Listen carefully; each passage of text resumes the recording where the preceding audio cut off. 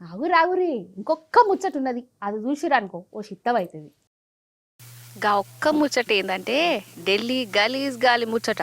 అమ్మతోడు చెప్తున్నా, మీరు ఎవరన్నా ఢిల్లీకి పోదాం అనుకుంటే అస్సలు పోకురి, ఆ ఆలోచన కూడా పెట్టుకోకురి. పోయేటప్పుడు మంచిగానే పోతారు, వచ్చేటప్పుడు మాత్రం పుట్టెడు బీమార్లు పట్టుకొని వస్తారు.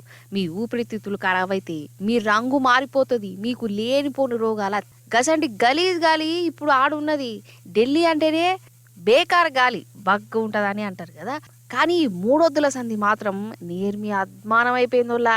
ఇగో ఈడ జూడురి, పొద్దు పొద్దుగానే పొగ మంచు పట్టింది కావచ్చని అనుకోగల, గది పొగ కాదు, మంచు కాదు, గలీజ్ గాలి ఢిల్లీని గిట్ల కప్పి పడేసింది.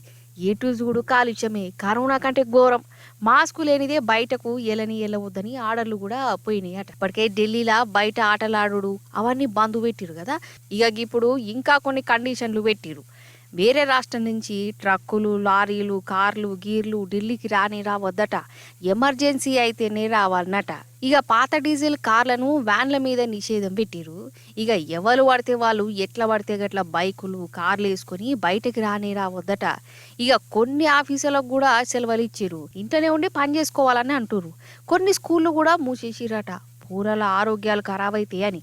నిజంగా మన దేశ రాజధాని రాజకీయం నడిచే పెద్ద పట్టణం గిట్ల గలీజు గాలు ఇరుక్కుపోయి ఆగమాగమైతుంది ఇప్పుడు.